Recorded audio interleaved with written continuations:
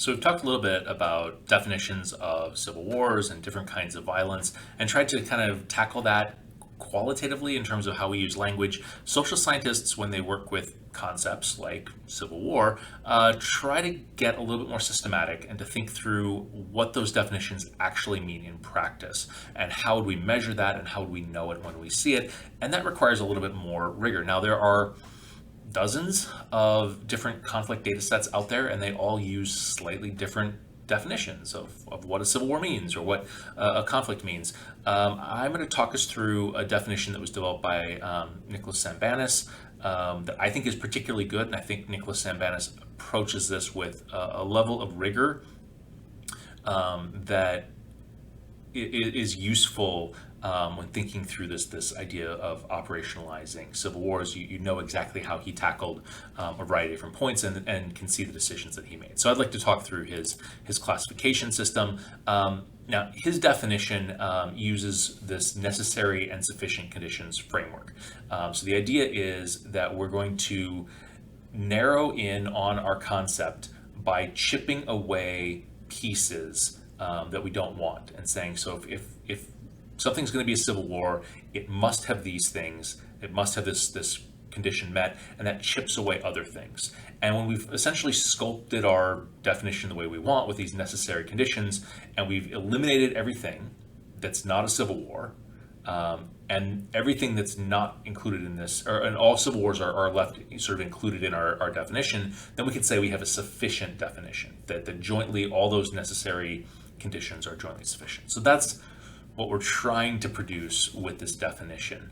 The next step after that is trying to figure out how do you measure these different things. So each of those necessary conditions, we have to sort of ask some questions about what does that mean? Where do we get that? How do we define that? What does that look like in terms of data? And so I'll talk a little bit about that as well. We won't go quite into as much depth on that. Today we're just focusing on kind of the necessary and sufficient conditions piece of what Sambanis is doing. So the first necessary condition that Sambanis throws out is that when we're talking about a civil war, it's a conflict that's occurring within a state in the international system. And so he's excluding colonial wars of independence because colonies were unorganized territories, or they were not recognized as members of the international system, but that creates sort of a gray area about who gets to determine who's part of the international system. And political scientists have definitions for this. The Corliss War Project has a list of states.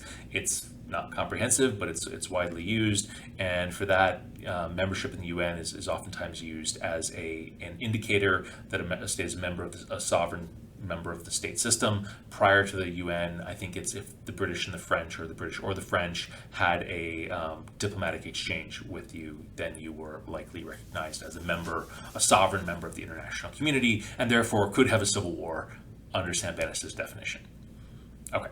The parties involved are military and politically organized and have political goals. This is really important because not all violence is a civil war. Violence that is aimed at a commercial enterprise, right? Gangs that are trying to seek control of the drug trade are not engaged in a civil war. They might be fighting the state because they're trying to hold their territory, but their goal isn't because they want a policy change. Their goal isn't because they want independence. Their goal is, I want to make a lot of money, I want to control the drug trade, and I need violence to do that. Similarly, mob violence or kidnapping typically doesn't get counted on its own as part of this concept of civil war that we're talking about. Civil wars have to be political in some way. Now, it doesn't mean that groups aren't earning money. It doesn't mean that groups aren't engaged in activities that are very similar to what criminal organizations might be doing. It just means that underneath all of that, there actually is a political motivation driving what they're doing, which is contested, as we'll talk about later in the semester.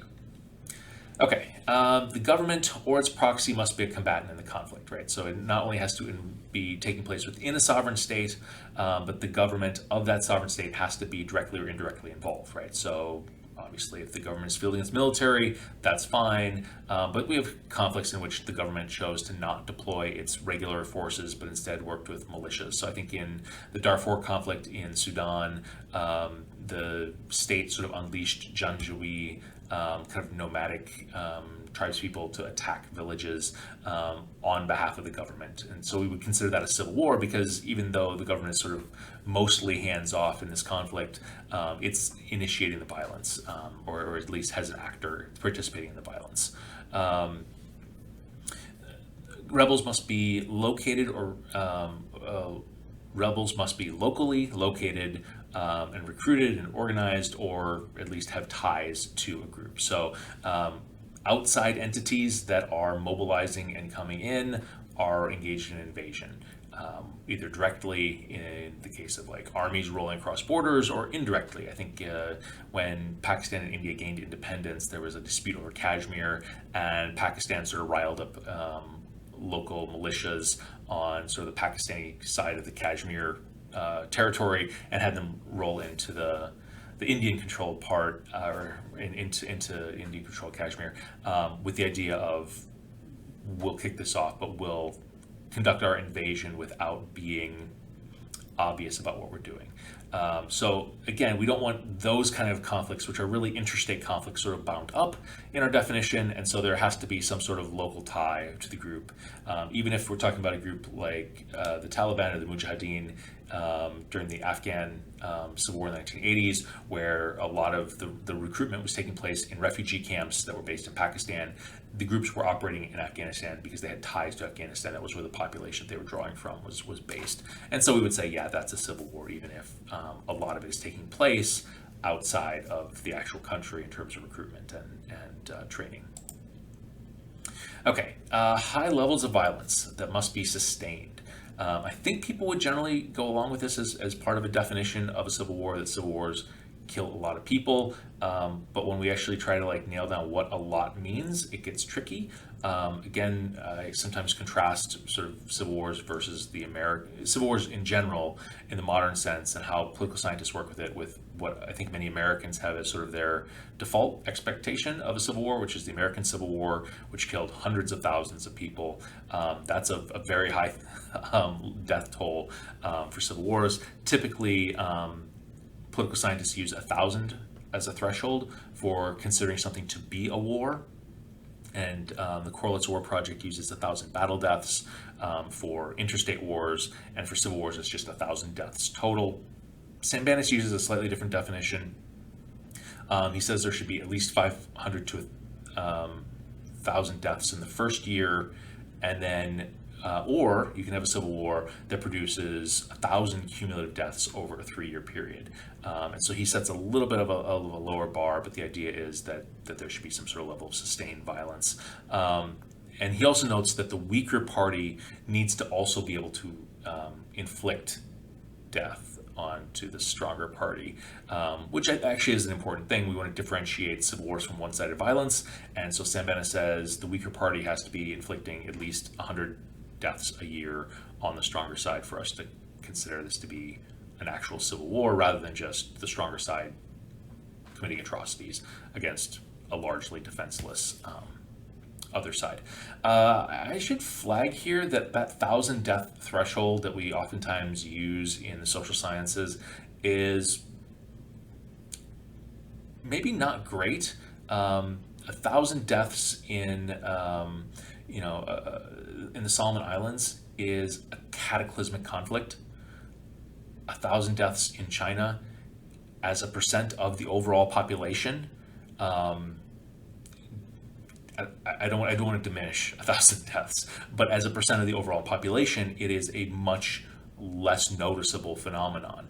And so we're using these absolute sort of measures of death toll, but I'm not entirely sure if that's appropriate when we're thinking about this concept of a civil war producing, a large level of violence that affects a country. I don't have an answer for that. It's just a problem I'm throwing out there. Okay, so Sambanis has these various different things as his definition of a civil war, right? It has to be within a state, the state has to be involved, there has to be a rebel group that has to be locally organized, they have to be able to inflict damage, and you have to have a high level of fatalities, 1,000 deaths or cumulative over 3 years. In terms of ending civil wars, of knowing when a conflict has actually ended, there's a couple different conditions that Sambanis works with, right? So one possibility is that you can have a peace treaty. that ends a civil war. And when that happens and the peace treaty successfully reduces violence down to a negligible amount over a period of 6 months, we tend to say, okay, that civil war has ended. Another way that you can get a civil war to end is that the government achieves military victory. The Sri Lankan military storms the peninsula where the Tamil Tigers are based in the north of Sri Lanka, and there's a brutal couple months of fighting, but the Tamil Tigers as a group are basically destroyed and the conflict ends, right? So you get 6 months with minimal violence. We can say the Civil War is over. Rebel victory is defined as taking control of the government. So if it's a center-seeking conflict, where this works pretty well, it's less clear if this works when you're talking about a secessionist conflict, but in a center-seeking conflict, the rebel groups roll into the capital, they seize the capital, the existing government flees, the rebels have won. Oftentimes violence continues after that happens, that the government falls back and then tries to retake the capital. With Sambanis' definition, that actually turns into a second civil war. So when the Northern and Southern Alliance with U.S. support are able to roll the Taliban out in 2001 and 2002, one civil war ends, the Taliban loses power and starts a new civil war attacking the Northern Alliance, Southern Alliance backed U.S. government, or U.S. backed, the government backed by the United States of the Northern and Southern Alliance. When the United States withdraws and the Taliban, rolls into Kabul and ousts that government that was left in its wake, that civil war ends, and now we're in a new civil war in which maybe the remnants of the Northern Alliance or the Southern Alliance and different groups are ineffectively trying to resist the Taliban. So again, he's trying to work through what these mean in terms of definitions, and he notes that when rebels achieve their goals, that can either be the end of it, the government can stop, or we have a new rebel group that's trying to overthrow a new government. Okay, and then I'll finally finish with just noting that when we're talking about violence, this gets really messy. There's a lot that's happening that's well below that 1,000 fatality threshold. If 200 people are dying each year, it doesn't reach Sambanis' threshold of a civil war, but does that mean it's not worth studying? Does that mean it's not important?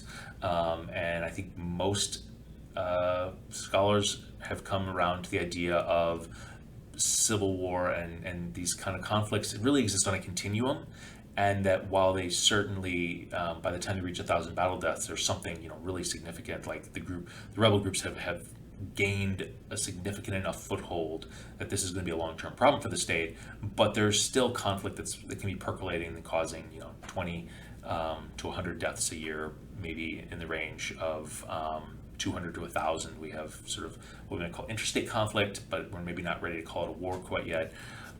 There's a lot of other kinds of thresholds you might use for violence, and different data sets do use different thresholds. So the Uppsala conflict data, which we'll be using for this class, sets a threshold of 25 fatalities as its threshold for considering a conflict to be active. So that's a much lower level of violence, which means that they have a lot more conflicts that they track with their data. Okay, hopefully this has been useful. Hopefully kind of wrapping your head around what makes something a civil war also helps us to understand what makes something not a civil war. And then we've started to kind of dig into these questions of how would you actually measure that and build a systematic analysis of this kind of conflict, which is what we'll be working on and trying to do through some of the rest of the semester.